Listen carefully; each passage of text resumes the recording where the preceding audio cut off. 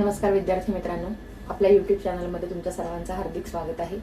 आपण इकॉनॉमिक्स अर्थव्यवस्था या विषयांची जी छोटी छोटी सिरीज चालू केलेली आहे, रिव्हिजन सिरीज म्हणूया आपण याला. तर या रिव्हिजन सिरीजमध्ये आज आपला पुढचा घटक आहे एलपीजी. एलपीजीलाच आपण काय म्हणतो तर भारतातल्या आर्थिक सुधारणा, ज्याला आपण लिबरलायझेशन, प्रायव्हेटायझेशन आणि ग्लोबलायझेशन म्हणतो, की ज्याच्यापूर्वी आपली जी अर्थव्यवस्था आहे, भारताची अर्थव्यवस्था ही मिश्र अर्थव्यवस्था होती.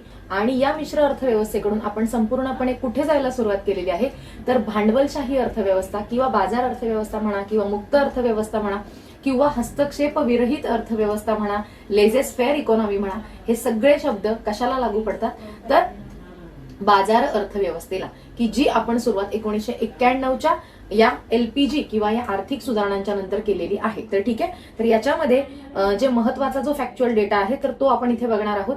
आणि कशा कशा या सुधारणा होत गेल्या तर याच्याविषयी आपण थोडक्यामध्ये माहिती घेणार आहोत, कारण ही आपली एक रिव्हिजन लेक्चर सिरीज आहे. ओके, सो हे आपलं रिव्हिजन लेक्चर 3 नंबरचं आहे. आधी सुरुवातीला आपण 2 लेक्चर्स घेतलेले आहेत आणि ही आपली तिसरी रिव्हिजन लेक्चरची सिरीज आहे. ठीक आहे, रिव्हिजन 3 म्हणूया याला आपण. त्याच्यानंतर कोणता चॅप्टर आपण बघत आहोत तर एलपीजी. एलपीजी म्हणजेच काय तर भारतातल्या आर्थिक सुधारणा. ठीक आहे, आर्थिक सुधारणा. आणि या आर्थिक सुधारणांमध्ये काय काय येतात, ह्या आर्थिक सुधारणा का कराव्या लागल्या बरं तर 1980च्या दशकामध्ये म्हणजे 1990च्या दशकामध्ये आपल्या भारताची जी आर्थिक परिस्थिती आहे ही आर्थिक परिस्थिती संपूर्णपणे डबघाईला आलेली होती. आपल्याला या देशामध्ये बऱ्याच आर्थिक संकटांना सामोरं जावं लागत होतं. या 3 प्रमुख समस्या याच्यामध्ये होत्या. या 3 प्रमुख समस्या कोणत्या कोणत्या होत्या तर सगळ्यात जास्त की राजकोषीय संकट होतं आपल्यावरती, दुसरा आहे की व्यवहार तोल आपला फार जास्त असंतुलित झालेला होता, आणि तिसरा आहे चलनवाढ. बघा काय काय होतं तर पहिला आहे राजकोषीय संकट. आता याला आणि याच्या अंतर्गत काय काय येतं तर हे आपल्याला बघायचं आहे. आणि 2 महत्वाच्या संकल्पना आहेत. एक तर पहिली आहे ज्याला आपण काय म्हणतो, ज्याला आपण मायक्रो इकॉनॉमिक स्टॅबिलायझेशन असं म्हणतो, आणि दुसरा आहे स्ट्रक्चरल ऍडजस्टमेंट प्रोग्राम, ज्याला आपण संरचनात्मक समायोजन कार्यक्रम असं त्याला म्हणतो, ज्याला आपण सॅप असं म्हणतो. तर या 2 घटकांमध्येच आयोगाने खूप वेळा आपल्याला प्रश्न विचारलेले आहेत. पहिला आपण म्हणालो मायक्रो इकॉनॉमिक स्टॅबिलायझेशन प्रोग्राम, ज्याला आपण अल्पकालीन स्थैर्य सुधारणा कार्यक्रम म्हणतो. याच्यामध्ये काय आपण केलं आणि संरचनात्मक समायोजन कार्यक्रम याच्यामध्ये काय केलं, हे जर 2 घटक तुम्हाला व्यवस्थित कळाले की याच्यातले तुम्हाला एक 15-20 PYQ आरामात सहज सोडवता येतात. ठीक आहे, पहिलं आहे राजकोषीय संकट. दुसरं काय आहे तर दुसरं आहे व्यवहार तोल, व्यवहार तोलाचे असंतुलन, व्यवहार तोलाचे असंतुलन. आणि तिसरं काय आहे तर तिसरं आहे चलनवाढ. ठीक आहे, तर ह्या ज्या गोष्टी राजकोषीय संकट असेल, व्यवहार तोलाचं असंतुलन असेल आणि चलनवाढ, या ज्या 3 गोष्टी आहेत, या 3 घटकांना किंवा या 3 संकटांना कमी करण्यासाठी आपल्याला सुरुवातीला काय करायचं होतं तर ही 3 संकट आपल्यावरती जास्त मोठी आलेली होती की ज्याला आपल्याला लगेचच कंट्रोलमध्ये आणायचं होतं, ज्यालाच आपण आर्थिक काय म्हणतो, याला आपण अल्पकालीन स्थैर्य कार्यक्रम म्हणतो. याला आपण काय म्हणतो अल्पकालीन स्थैर्य कार्यक्रम. आणि या अशा गोष्टी होत्या की ज्याच्यामध्ये अल्पकालीन स्थैर्य कार्यक्रम आणि या अशा गोष्टी होत्या की ज्या आपल्याला लगेचच कंट्रोलमध्ये आणता आल्या. आणि परत अशा प्रकारचा आर्थिक संकट आपल्या देशावरती उद्भवू नये म्हणून आपण दीर्घकालीन ज्या काही तरतुदी केलेल्या आहेत, दीर्घकालीन आपण जे काही बदल केले आपल्या अर्थव्यवस्थेमध्ये, त्याला आपण काय म्हणतो तर त्याला म्हणतो आपण संरचनात्मक समायोजन कार्यक्रम, ज्याला आपण स्ट्रक्चरल ऍडजस्टमेंट प्रोग्राम असं म्हणतो. स्ट्रक्चरल ऍडजस्टमेंट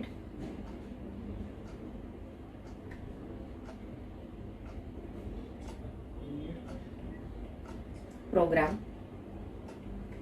ठीक आहे, त्यालाच आपण काय म्हणतो संरचनात्मक समायोजन कार्यक्रम, संरचनात्मक समायोजन कार्यक्रम. ठीक आहे, आता हे जे राजकोषीय संकट आहे त्याच्यानंतर जी चलनवाढ झालेली आहे, व्यवहार तोलाचं असंतुलन झालेलं आहे, हे आपण कसं कसं कंट्रोलमध्ये आणलं तर सगळ्यात पहिल्यांदा आपलं काय होतं तर राजकोषीय आपल्यावरती संकट आलेलं होतं. राजकोषीय संकट म्हणजे काय, राजकोषीय संकटाच्या अंतर्गत म्हणजे राजकोषीय धोरण या राजकोषीय धोरणाच्या अंतर्गत कोणत्या बाबी येतात, ज्या की सरकारच्या कंट्रोलमध्ये असतात, ज्या की सरकारच्या नियंत्रणामध्ये असतात। आणि याच्यामध्ये पहिल्यांदा सर्वप्रथम मुख्य कुठल्या गोष्टी आहेत, तर आपली राजकोषीय तूट जी आहे, ही राजकोषीय तूट आपली खूप जास्त झालेली होती। किती झालेली होती, जवळजवळ 8.2% आपली राजकोषीय तूट झालेली होती। किती, 8.2% आपली राजकोषीय तूट जी आहे, ही राजकोषीय तूट आपली 8.2% झालेली होती। कधी, तर 1990-91 मध्ये, 1990-91 मध्ये। ठीक आहे। याच्यानंतर दुसरं आहे की आपलं जे कर्ज आहे, जे आपलं अंतर्गत कर्ज आहे, अंतर्गत कर्ज, तर हे आपलं अंतर्गत कर्ज जवळजवळ 53% वाढलेलं होतं। कधी, 1990-91 पर्यंत। 1990-91 मध्ये जर आपण विचार केला तर ही राजकोषीय तूट इतकी जास्त झालेली होती। राजकोषीय तूट म्हणजे काय असतं, तर आपली काय असते, जास्त काय असतो, आपला खर्च जास्त असतो की जमा जास्त असते आपली, तर आपला खर्च फार जास्त असतो आणि जमा जी असते आपली ती फार कमी असते। म्हणजे सरकार काय करत असतं, खूप जास्त खर्च करतं, मात्र सरकारकडे तेवढी जमा आलेली नसते। जमामध्ये दोन बाजू असतात, महसुली बाजू आणि भांडवली बाजू। तो आपण पुढचं लेक्चरमध्ये घेऊ ते सार्वजनिक वित्त या घटकामध्ये। तर सरकारचा खर्च जास्त होता आणि सरकारकडे आलेले पैसे फार कमी होते आणि त्यामुळे आपली राजकोषीय तूट जवळजवळ 8% पोहोचलेली होती। आपलं जे अंतर्गत कर्ज आहे, आता ही जी तूट आहे सरकारची, ही तूट कमी करण्यासाठी सरकार काय करतं, तर तुटीचा अर्थभरणा करतं। तुटीचा अर्थभरणा करतं म्हणजे काय करतं, तर सरकार वेगवेगळ्या स्त्रोतांच्या माध्यमातून कर्ज घेत असतं आणि त्याचमुळे सरकारचं अंतर्गत कर्ज 53% वाढलेलं होतं। म्हणजे इतकं प्रचंड सरकारवरती कर्ज झालेलं होतं। याच्यानंतर व्यवहार तोलाचं असंतुलन म्हणजेच काय, तर दुसरं आहे आपलं व्यवहार तोलाचं असंतुलन।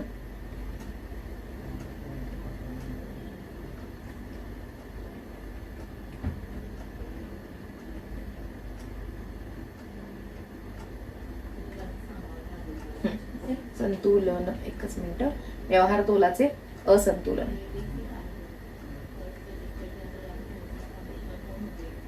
आता हे व्यवहार तोलाचं असंतुलन म्हणजेच काय, तर आपलं जे चालू खातं आहे, ठीक आहे, व्यवहार तोल आहे, व्यवहार तोलाची दोन खाती आहेत, एक चालू खातं आणि दुसरं काय आहे, भांडवली खातं। चालू खात्यामध्ये दोन खाती आहेत, एक दृश्य खातं आणि अदृश्य खातं। या दृश्य खात्यालाच आपण काय म्हणतो, तर व्यापार तोल असं म्हणतो।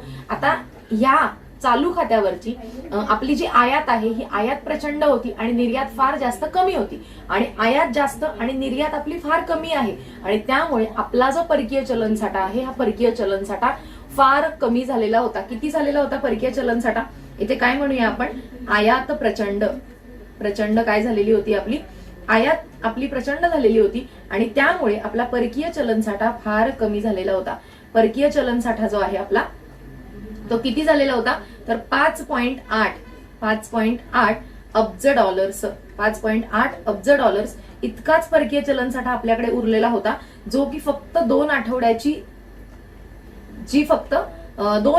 जी आपली आयात आहे, ही 2 आठवड्याची आपण आयात केली तरच आपले पैसे भागतील, इतकेच पैसे आपल्याकडे होते की 2 आठवडे तुम्ही आयात करा, तुमचे पैसे संपणार होते। म्हणजे इतका परकीय चलनसाठा आपला कमी झालेला होता। कशामुळे, तर व्यवहार तोलाच्या असंतुलनामुळे। आणि व्यवहार तोलाचं असंतुलन म्हणजेच काय असतं, की आपली आयात प्रचंड जास्त असते आणि आपण निर्यात फार कमी करत असतो। आपण निर्यात फार कमी करतो आणि निर्यात का कमी करत असतो आपण, किंवा आपली निर्यात का कमी होते, कारण आपल्याकडे असते प्रचंड चलनवाढ झालेली। चलनवाढ म्हणजेच काय, महागाई। चलनवाढ म्हणजेच काय, तर महागाई आहे।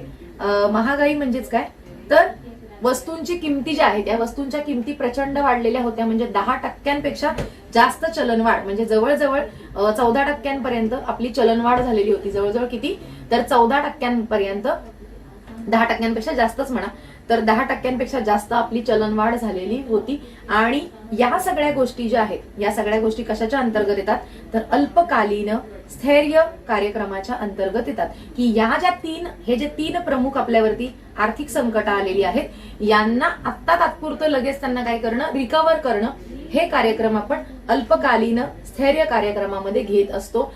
याला आपण मागणी बाजू सुद्धा म्हणतो। काय म्हणतो याला, मागणी बाजू। आणखीन एक शब्द काय आहे याला, तर macro economic stabilisation programme. Macro economic stabilisation programme. आयोगाने एक प्रश्न असा विचारलेला आहे की खालीलपैकी दिलेल्या गोष्टींपैकी समायोजन कार्यक्रमाअंतर्गत काय येत नाही, काय येत नाही म्हणजे जे कशामध्ये येतं, अल्पकालीन स्थैर्य कार्यक्रमामध्ये येतं. ठीक आहे, तर अशा गोष्टी आणि हे 3 शब्द, हे 3 कीवर्ड तुमचे पाठच असले पाहिजेत.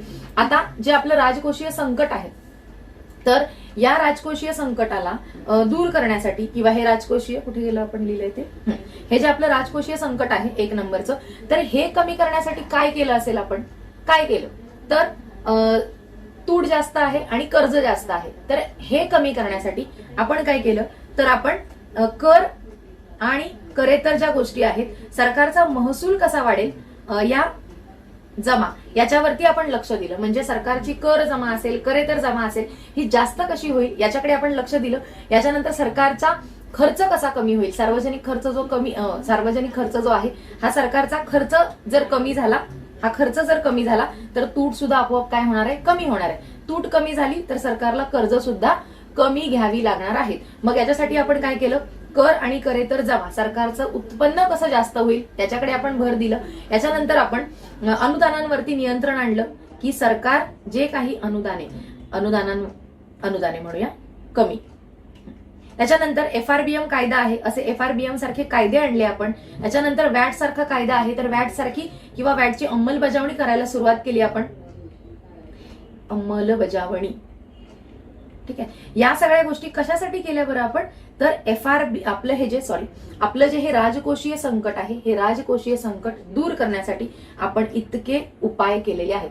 करांमध्ये सुधारणा करून आणल्या आपण, वॅटची अंमलबजावणी केली, FRBM सारखे कायदे आणले, त्याचबरोबर सरकारची जे अनुदानं आहेत ती सरकारने अनुदानं कमी केली, सरकारचं उत्पन्न कसं जास्तीत जास्त होईल, सरकारची जमा कशी जास्तीत जास्त होईल, करांमध्ये कशा प्रकारे सुधारणा करता येतील की सरकारचं उत्पन्न वाढेल, या गोष्टींवरती आपण लक्ष दिलेलं आहे. यालाच आपण अल्पकालीन स्थैर्य कार्यक्रम असं म्हणतो, ज्याच्या अंतर्गत आपण राजकोषीय संकट जे आहे ते कमी करण्याचा प्रयत्न केलेला आहे. दुसरं आहे आपलं व्यवहार तोलाचं असंतुलन. या व्यवहार तोलाच्या असंतुलनासाठी काय केलं असेल आपण, तर आपण केलं रुपयाचं अवमूल्यन. रुपयाचं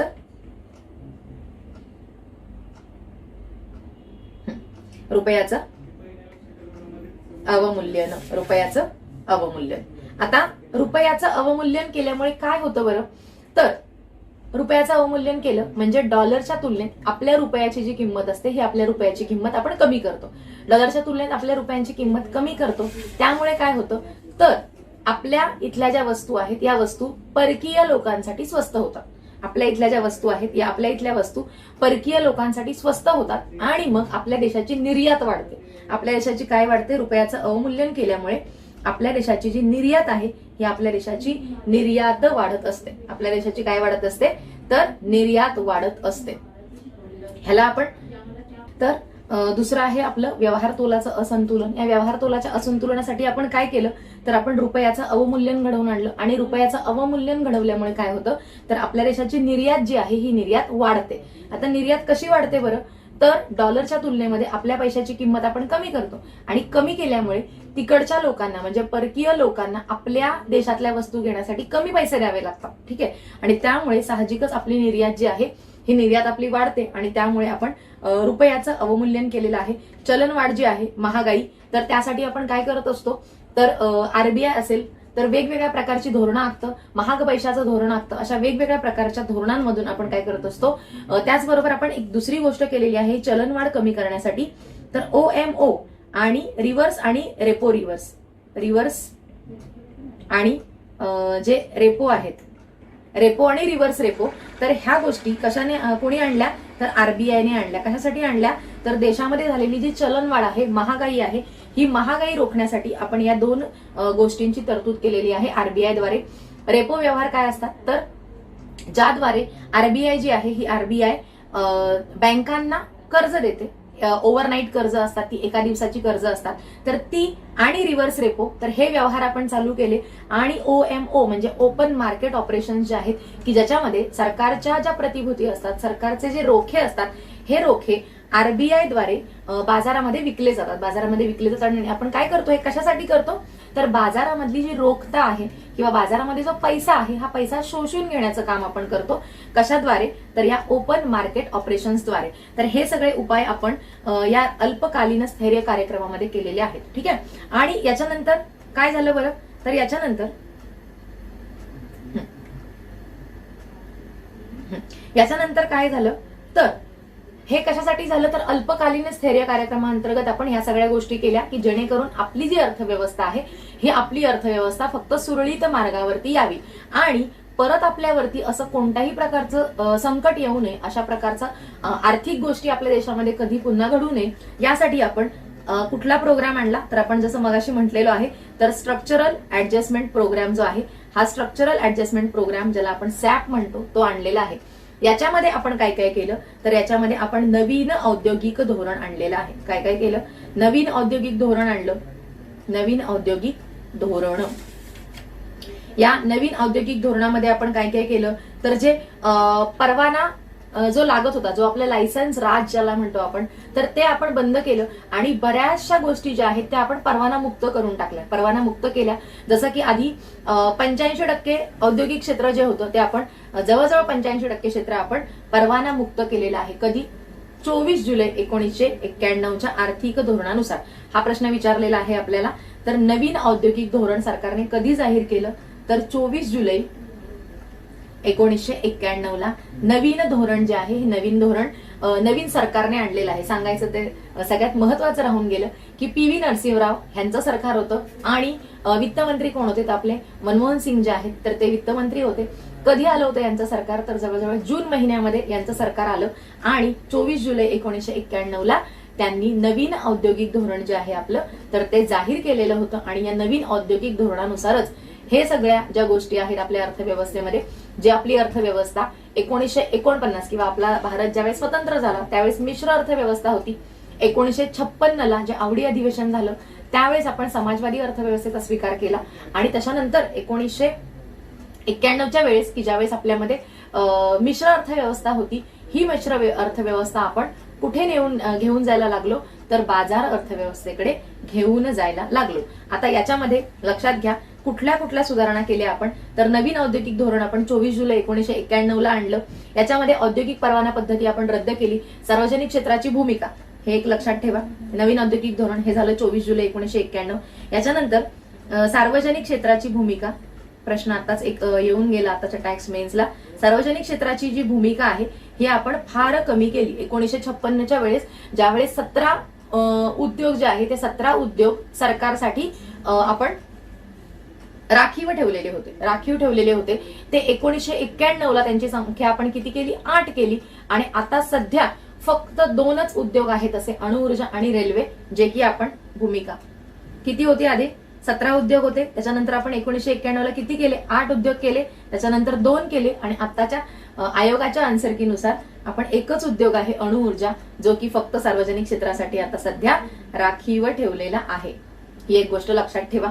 ऍक्च्युली आपल्या पुस्तकांमध्ये 2 दिलेले आहेत, अणुऊर्जा आणि रेल्वे असे 2 उद्योग आहेत की ज्यांना जे की फक्त सार्वजनिक क्षेत्रासाठी राखीव आहेत, की ज्यासाठी कोणतीही खाजगी व्यक्ती म्हणजे आपल्यासारखी कुठलीही व्यक्ती आपल्याकडे कितीही पैसे आले तरी सुद्धा आपण त्या विषयामध्ये कुठलाही बिझनेस करू शकत नाही किंवा त्याची कुठली कंपनी फॅक्टरी आपण काढू शकत नाही. याला आपण काय म्हणतो? सार्वजनिक क्षेत्रासाठी राखीव क्षेत्रे. ठीक आहे, म्हणजे ज्याला कोणाला माहिती नसेल त्यांच्यासाठी फक्त. तर पुस्तकामध्ये आपल्याला 2 दिलेले आहेत, रेल्वे आणि अणुऊर्जा. मात्र आता आयोगाने सांगितलं आपल्याला की फक्त अणुऊर्जा हा एकच असा उद्योग आहे की जो सार्वजनिक क्षेत्रासाठी राखीव आहे. याच्यानंतर काय केलं आपण तर याच्यानंतर आपण जे आपले खाजगीकरण आहे, निर्गुंतवणुकीकरणाचं धोरण आहे तर ते आणलं आपण. विमा क्षेत्र असेल तर विमा क्षेत्रामध्ये मल्होत्रा समिती आहे, या मल्होत्रा समितीच्या शिफारशीनुसार आपण विमा क्षेत्रामध्ये निर्गुंतवणूक करायला सुरुवात केली. नरसिंहन समिती आहे, नरसिंहन समितीच्या शिफारशीनुसार आपण बऱ्याच वित्तीय सुधारणा करायला सुरुवात केलेली आहे. इथे एक एक बघूया आपण. नवीन औद्योगिक धोरण आपण जाहीर केलं. सार्वजनिक क्षेत्राची भूमिका आपण कमी केली, जी की आता सध्या 1 वरती आलेली आहे. याच्यानंतर परवाना मुक्त केलेलं आहे धोरण आपण.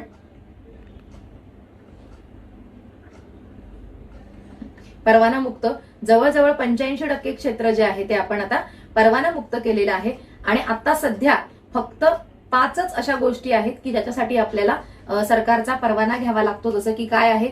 मद्यार्क असेल, आगपेट्या असतील म्हणजे आपली माचीस जी आहे ती, घातक रसायने आहेत, सिगारेट असेल म्हणजे सिगार म्हणूया किंवा सिगारेट म्हणूया. ठीक आहे. आणि दुसरं काय आहे तर एरोस्पेस, इलेक्ट्रिक एरोस्पेस जे आहे ते. तर एवढ्याच बाबतीमध्ये आपल्याला आता परवाना घ्यावा लागतो. याशिवाय कुठल्याही गोष्टीसाठी आता आपल्याला परवाना घ्यावा लागत नाही. इलेक्ट्रिक एरोस्पेस लिहूया. बाकी कोणत्याही घटकांसाठी आता आपल्याला सरकारचा परवाना किंवा लायसन जे आहे तर ते घ्यावं लागत नाही. जवळजवळ 85% क्षेत्र जे आहे ते आपण आता परवाना मुक्त केलेलं आहे. परवाना मुक्त केलेलं आहे. त्याचबरोबर लघु उद्योगांसाठीचं जे आरक्षण होतं तर ते लघु उद्योगांचं आरक्षण आपण कमी केलेलं आहे. कधी जाहीर केलं लघु उद्योग धोरण कधी जाहीर केलं? लघु उद्योग आरक्षण कमी. लघु उद्योगांचं धोरण कधी जाहीर केलं आपण बरं? तर 6 ऑगस्ट 1991 ला लघु उद्योगांचं धोरण जे आहे तर ते आपण जाहीर केलेलं आहे. त्याच्यानंतर खाजगीकरण असेल, निर्गुंतवणुकीकरण असेल तर त्याच्यासाठी आपण सुरुवात केली. एमआरटीपी जो आपला कायदा होता, हा एमआरटीपी कायदा आपण काय केलेला आहे? रद्द केलेला आहे. आणि त्या जागी 2002 ला आपण स्पर्धा कायदा आणलेला आहे. कोणता कायदा आणलेला आहे? स्पर्धा कायदा आणला.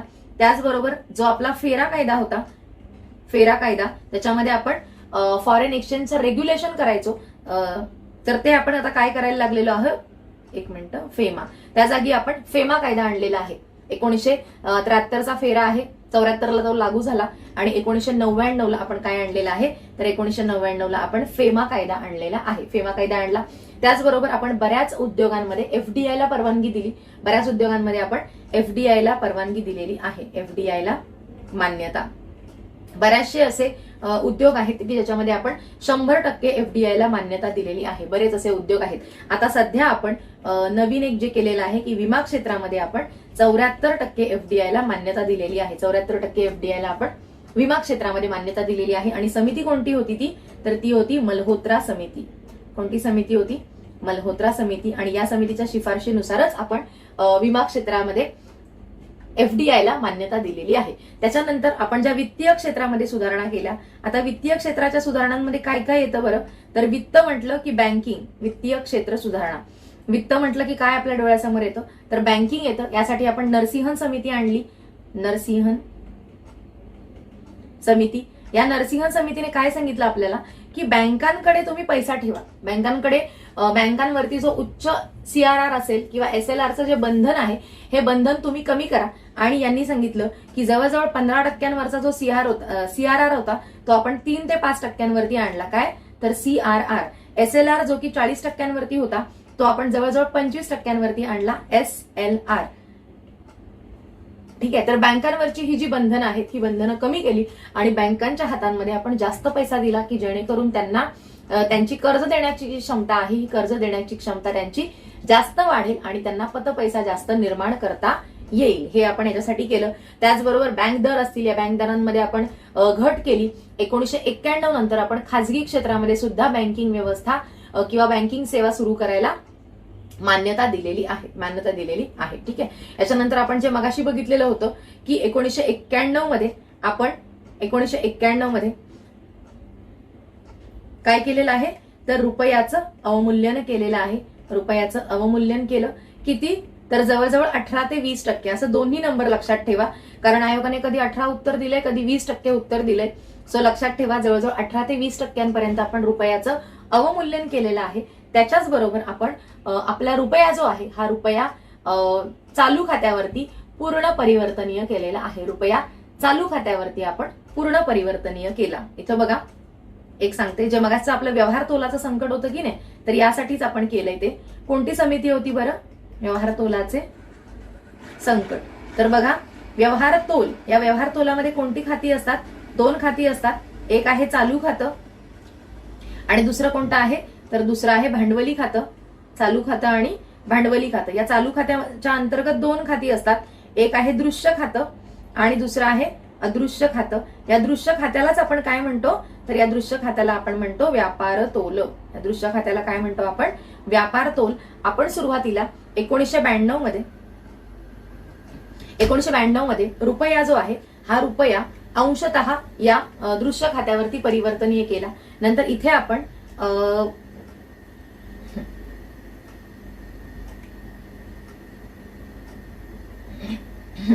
नाही इथे नाही, एकच मिनिट. 1992 मध्ये आपण चालू खात्यावरती अंशतः परिवर्तनीय केला. त्याच्यानंतर 93 मध्ये आपण दृश्य खात्यावरती पूर्णतः परिवर्तनीय केला रुपया. पूर्णतः रुपया परिवर्तनीय केला आणि 1994 मध्ये आपण संपूर्ण चालू खात्यावरतीच रुपया आपण काय केलेला आहे, हा रुपया परिवर्तनीय केलेला आहे. आणि कोणती समिती की ज्याच्यामध्ये आपण रुपयाच्या परिवर्तनीय संबंधित कुठली समिती स्थापन केलेली आहे, तर SS तारापूर समिती आहे की जी रुपयाच्या परिवर्तनीयतेबाबत आपण भांडवली खात्यावरती रुपया पूर्णतः परिवर्तनीय करायचा की नाही यासाठी आपण ती समिती स्थापन केलेली आहे. आता रुपया परिवर्तनीय करणं म्हणजेच काय, आता आपण वेगळ्याच ह्याच्याकडे चाललोय. तर रुपया परिवर्तनीय करणं म्हणजेच काय की ज्या वेळेस तुमच्याकडे तुम्हाला बाहेरून समजा $40 मिळाले, ठीक आहे, $40, तर हे $40 संपूर्णपणे बाजार अर्थव्यवस्था ज्यावेळेस असते किंवा रुपया ज्यावेळेस पूर्ण परिवर्तनीय असतो, तर बाजारामध्ये याची किंमत किती आहे, तर समजा याची किंमत 80 आहे. तर या $40 किती झाले बरं सांगा मला, 3200 रुपये झाले. तर हे 3200 रुपये कधी आपल्याला मिळतात, ज्या वेळेस रुपया पूर्णतः परिवर्तनीय असतो त्यावेळेस. मात्र ज्या वेळेस तो अंशतः परिवर्तनीय असतो त्यावेळेस त्याच्यावरती काय होत असतं, तर दोन रेट त्याच्यावरती लागत असतात. एक सरकारचा एक नियंत्रित रेट असतो आणि एक बाजाराचा रेट असतो. तर जर सरकार हस्तक्षेप याच्यामध्ये करत असेल तर तुम्हाला 3200 रुपये न मिळता तुम्हाला फक्त 3000 रुपयेच दिले जातात ज्यावेळेस संपूर्णपणे रुपया परिवर्तनीय नसतो त्यावेळेस. हे फक्त आपण उदाहरण घेत आहोत की समजून घेण्यासाठी की हे कसं असतं. आणि ज्या वेळेस पूर्णपणे रुपया चालू म्हणजे रुपया संपूर्णपणे ज्यावेळेस परिवर्तनीय असतो त्यावेळेस बाजारामध्ये जर याची किंमत 82 झाली, याची किंमत 90 झाली, याची किंमत 70 झाली, तर जेवढे रुपये तुमचे होणार आहेत तेवढे रुपये तुम्हाला मिळत असतात ज्यावेळेस रुपया पूर्णतः परिवर्तनीय असतो त्यावेळेस. या दृश्य खात्यामध्ये काय असतं, या दृश्य खात्यामध्ये वस्तूंची जेवढी आयात आणि निर्यात होत असते ही संपूर्ण वस्तूंची आयात आणि निर्यात आपण या दृश्य खात्यामध्ये मांडत असतो, म्हणजेच व्यापार तोलामध्ये मांडत असतो, ज्याला आपण काय म्हणतो, balance of trade. Balance of trade. आणि याला आपण काय म्हणतो, balance of payment. Balance of payment कोणाला, व्यवहार तोलाला. आणि याच्यामध्ये जे अदृश्य खातं आहे या अदृश्य खात्याला आपण काय म्हणतो किंवा आपण याच्यामध्ये काय मांडतो, तर सेवांची जी काही आयात निर्यात आहे, सेवांची आयात आणि निर्यात जी आहे ही सेवांची आयात आणि निर्यात आपण या अदृश्य खात्यामध्ये मांडत असतो. ठीक आहे. बाकी आपण जे काही कर्ज घेतो, FDI घेतला, FII जो आपल्या देशामध्ये आला, FDI आला, आपण कर्ज घेतलं, कुणाला कर्ज दिलं, तर ते सगळे व्यवहार आपण या भांडवली खात्यामध्ये मांडत असतो. ठीक आहे. ते सगळे व्यवहार आपण भांडवली खात्यात मांडतो. म्हणजे एकूणच देशामध्ये येणारा पैसा आणि जाणारा पैसा हा संपूर्णपणे BOP म्हणजेच व्यवहार तोलामध्ये आपण मांडत असतो. ठीक आहे. हे झालं कुठपर्यंत आपण बघितलेलं होतं की रुपयाचं आपण अवमूल्यन केलं, त्याच्यानंतर आपण रुपया जो आहे हा रुपया परिवर्तनीय केला, याच्यानंतर पायाभूत संरचना क्षेत्र सुधारणा केल्या. आपण पायाभूत क्षेत्रामध्ये भरपूर ठिकाणी आपण FDI ला परवानगी दिली की जेणेकरून जास्तीत जास्त पैसे आपल्या देशामध्ये यावे. ह्या सगळ्या गोष्टी आपण कशामध्ये येतात, तर या सगळ्या गोष्टी येतात उदारीकरणामध्ये.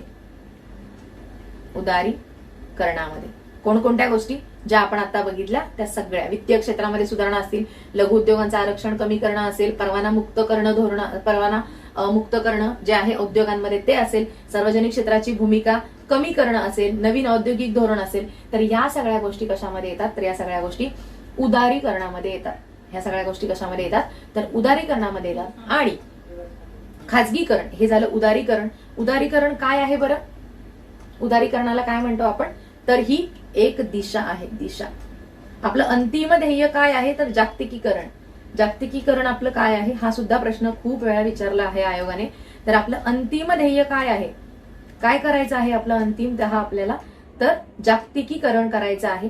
आणि उदारीकरण त्याची दिशा आहे आणि खाजगीकरण त्याचा मार्ग आहे. खाजगीकरण त्याचा काय आहे, मार्ग आहे. कोणत्या मार्गाने करायचं, हे जे आपल्याला जागतिकीकरणाकडे जायचं आहे तर ते कोणत्या मार्गाने करायचं, तर खाजगीकरणाच्या मार्गाने करायचं. आता खाजगीकरण करायचं म्हणजेच काय, तर जे क्षेत्र किंवा जी उद्योगधंदे सरकारचे आहेत तर या सरकारच्या उद्योगांमधले त्याचा काही भाग किंवा त्याची अंशतः मालकी किंवा त्याची पूर्णतःच मालकी ज्यावेळेस आपण खाजगी क्षेत्राकडे हस्तांतरित करत असतो त्याला आपण खाजगीकरण असं म्हणतो. त्याला आपण काय म्हणतो, इथे बघा द आहे, सो द म्हणजे दिशा असं लक्षात ठेवा. आणि खाजगी मार्ग, आपले मार्ग असतात की नाही खाजगी, तर तसं लक्षात ठेवा खाजगी मार्ग. आणि आपलं अंतिम ध्येय काय आहे, तर जागतिकीकरण आपलं अंतिम ध्येय आहे. उदारीकरण त्याची दिशा आहे, जे की आपण सगळे घटक बघितले ते सगळे घटक उदारीकरणाच्या अंतर्गत येतात.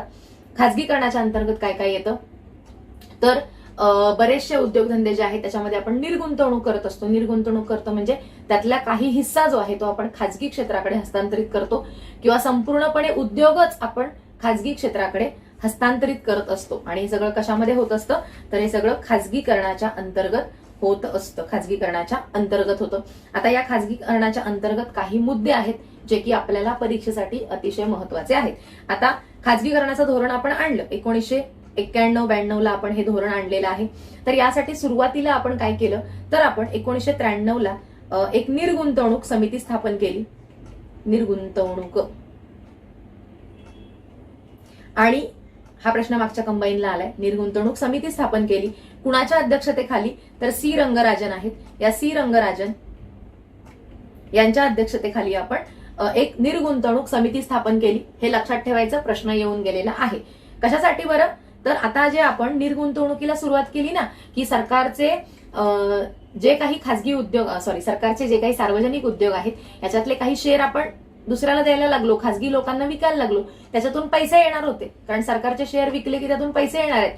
तर या सगळ्या गोष्टींचा विचार करण्यासाठी ही आपण पहिल्यांदा सी रंगराजन यांच्या अध्यक्षतेखाली निर्गुंतवणूक समिती स्थापन केलेली आहे. त्याच्यानंतर 1996 मध्ये आपण पहिला निर्गुंतवणूक आयोग जो आहे हा पहिला निर्गुंतवणूक आयोग स्थापन केला. कोण होता याचा अध्यक्ष तर जी.व्ही. रामकृष्ण जे आहेत. येस, जी.व्ही. रामकृष्ण. तर या जी.व्ही. रामकृष्ण यांच्या अध्यक्षतेखाली आपण हा पहिला निर्गुंतवणूक आयोग जो आहे तो आपण स्थापन केलेला आहे. याच्यानंतर 1999 ला आपण निर्गुंतवणूक विभाग स्थापन केला. निर्गुंतवणूक विभाग 1999 ला स्थापन केला आपण. आणि 2001 ला काय केलेलं आहे तर दुसरा निर्गुंतवणूक आयोग स्थापन केलेला आहे. दुसरा निर्गुंतवणूक आयोग स्थापन केलेला आहे. कोण होते याचे अध्यक्ष तर याचे अध्यक्ष होते R.H. पाटील. कोण होते याचे अध्यक्ष R.H. पाटील. या 4 गोष्टी अतिशय महत्वाच्या आहेत आणि लक्षातच ठेवायच्या आहेत. ठीक आहे. काय काय म्हणालो 93 ची निर्गुंतवणूक समिती. याच्यानंतर निर्गुंतवणूक आयोग बघा 3 वर्ष इथून 3 वर्ष आहे तिथे फक्त 2 वर्ष आहेत. सो लक्षात ठेवायचे +3 जर करत गेला तर तुमच्या लक्षात राहील ते. निर्गुंतवणूक समिती त्याच्यानंतर सी रंगराजन पहिला आयोग जी.व्ही. रामकृष्ण त्याचे अध्यक्ष होते. याच्यानंतर 1999 ला निर्गुंतवणूक विभाग आपण स्थापन केला. 2001 ला आपण दुसरा निर्गुंतवणूक आयोग स्थापन केला त्याचे अध्यक्ष होते R.H. पाटील. आता हे जे पैसे आले आपल्याकडे म्हणजे जे काही सरकारचे आपण शेअर्स विकले किंवा मालकीच पूर्णपणे देऊन टाकली दुसऱ्या ह्याला, पूर्णपणे उद्योगधंदेच आपण विकून टाकले जे की आता आपण बघतो. तर हे केल्यानंतर हे जे पैसे आले हे पैसे आता ठेवायचे कुठे, संचित निधीमध्ये ठेवायचे की दुसऱ्या कुठे अकाउंटमध्ये ठेवायचे. तर यासाठी आपण काय केलं तर राष्ट्रीय गुंतवणूक निधी जो आहे आपला तर तो आपण स्थापन केला. कधी बरं तर 2005 ला आपण राष्ट्रीय गुंतवणूक निधी ज्याला आपण नॅशनल इन्व्हेस्टमेंट फंड NIF असं म्हणतो, राष्ट्रीय गुंतवणूक निधी हा आपण स्थापन केलेला आहे. आणि काय करतो मग या पैशांमधलं आपण तर याच्यातले 75% जे काही पैसे असतात तर हे 75% पैसे शिक्षण असेल, आरोग्य असेल, सामाजिक सेवा असतील तर याच्यावरती आपण हे 75% याचे खर्च करतो. आरोग्य असेल आणि याच्यातले जे 25% आहेत पैसे तर ते आपण सरकारचे जे डबघाईला आलेले उद्योग आहेत, आजारी उद्योगधंदे जे आहेत तर त्याच्यामध्ये आपण त्याची रिइन्व्हेस्टमेंट करतो. शिक्षण, आरोग्य आणि सामाजिक सेवा म्हणा. ठीक आहे. आणि 25% कुठे तर सरकारी उद्योगांमध्ये, सरकारी आजारी उद्योग म्हणूया त्याला. सरकारी जे उद्योग आहेत जे डबघाईला आलेले आहेत की ज्याच्यामध्ये पैशाच्या पुनर्भरण करण्याची, रिइन्व्हेस्टमेंट करण्याची गरज आहे, काही इन्व्हेस्टमेंट करण्याची गरज आहे तर त्याच्यामध्ये आपण हे 25% जे आहेत हे 25% आपण त्याच्यामध्ये काय करतो भांडवलाची गुंतवणूक करतो. भांडवलाची आपण त्याच्यामध्ये गुंतवणूक करतो. ठीक आहे. इथपर्यंत होतं. जागतिकीकरण म्हणजे आपल्या सगळ्यांना माहिती आहे. जागतिकीकरण म्हणजेच काय, याच्यामध्ये 4 गोष्टी येतात. वस्तू आणि सेवांचा ज्याचा मुक्त पुरवठा केला जातो, तंत्रज्ञानाचा मुक्त प्रवाह असतो, याच्यामध्ये भांडवलाचा मुक्त प्रवाह असतो आणि श्रमाचा मुक्त प्रवाह असतो. श्रमाचा मुक्त प्रवाह म्हणजेच काय तर जर समजा आपल्याकडे एक हायर क्वालिफिकेशन आपण मिळवली आणि मला कुठेतरी जर्मनीमध्ये एखादी कंपनी असेल आणि त्या ठिकाणी एखादी जॉब असेल किंवा वॅकन्सी असेल आणि माझ्याकडे जर ती क्वालिफिकेशन असेल तर मी इथून सुद्धा त्या कंपनीमध्ये जॉब मिळवू शकते. ज्याला आपण काय म्हणतो की श्रमाचा मुक्त प्रवाह किंवा तंत्रज्ञानाचा मुक्त प्रवाह म्हणा, सेवांचा मुक्त प्रवाह, वस्तू आणि सेवांचा मुक्त प्रवाह ज्यावेळेस संपूर्ण जगामध्ये होतो तर त्यालाच आपण काय म्हणतो, जागतिकीकरण. हा सुद्धा प्रश्न विचारलेला आहे. जागतिकीकरण कशा कशाचा?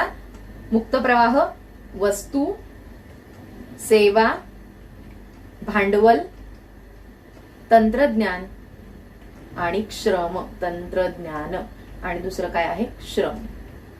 तर या गोष्टींचा ज्यावेळेस जगामध्ये मुक्त प्रवाह व्हायला लागतो त्यालाच आपण जागतिकीकरण असं म्हणतो. ठीक आहे, थांबूया इथे. आय होप की तुम्हाला या सगळ्या ज्या गोष्टी आहेत तर या समजल्या असतील. याच्यामधल्या सगळ्यात जास्त महत्वाचे हे 3 शब्द आहेत, राजकोषीय संकट, व्यवहार तोलाचं असंतुलन आणि चलनवाढ. ती किती किती झालेली होती ते लक्षात ठेवायचं आहे. कुणी केली तर पी.व्ही. नरसिंहराव सरकार आहे, मनमोहन सिंग आहेत यांनी केलेली आहे. याच्यानंतर जो आपला स्ट्रक्चरल ऍडजस्टमेंट प्रोग्राम आहे तर याच्यामध्ये आपण काय काय केलं आणि कुठल्या कुठल्या क्षेत्रामध्ये आपण आर्थिक सुधारणा घडवून आणल्या तर या सगळ्या गोष्टी तुम्हाला लक्षात ठेवायच्या आहेत. फेरा कायद्याच्या जागी कोणता आला, एमआरटीपीच्या जागी कोणता आला, एफडीआय विमा क्षेत्रामध्ये किती आहे, वित्तीय क्षेत्रामध्ये सुधारणा, नरसिंहन समिती आहे. त्याच्यानंतर रुपयाचं अवमूल्यन किती आपण केलं. त्याच्यानंतर आता हे कधी केलेलं आहे तर 1 जुलै, 5 जुलै आणि 18 जुलै या दिवशी आपण रुपयाचं अवमूल्यन केलेलं आहे आणि टोटल ते 18 ते 20% केलेलं आहे. व्यवहार तोलाचं संकट म्हणजे काय तर या ठिकाणी आपण चालू खातं, भांडवली खातं, दृश्य खातं, अदृश्य खातं या सगळ्या गोष्टी बघितलेल्या आहेत. सेवांची आयात निर्यात कुठे असते तर अदृश्य खात्यावरती असते. रुपया आपण कधी परिवर्तनीय केला तर सुरुवातीला 92 ला चालू खात्यावर अंशतः, नंतर त्याच्या खाली यायचं 93 ला दृश्य खात्यावरती पूर्णतः, परत वरती जायचं 94 ला चालू खात्यावरती पूर्णतः रुपया आपण परिवर्तनीय केलेला आहे. याच्यानंतर ह्या ज्या गोष्टी आहेत ते 5 मुद्दे विसरायचे नाहीत, खूप जास्त महत्वाचं आहे. निर्गुंतवणूक समिती सी रंगराजन, निर्गुंतवणूक आयोग जी व्ही रामकृष्ण, निर्गुंतवणूक विभाग आहे आणि 2015 ला आता आपण याचं दीपम, ठीक आहे, दीपम म्हणून जे विभाग आहे तर तो विभाग आपण 2015 ला सुरू केलेला आहे, ते एक लक्षात ठेवा. दुसरा निर्गुंतवणूक आयोग आहे R.H. पाटील. राष्ट्रीय गुंतवणूक निधी आहे 2005 ला आपण स्थापन केलेला आहे. त्यातला 75% आणि 20% निधी आपण डिवाइड करतो आणि कुठे कुठे त्याचा उपयोग करतो.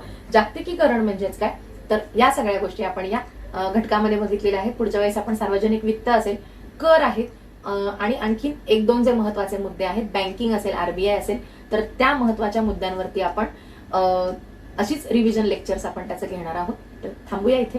थँक्यू.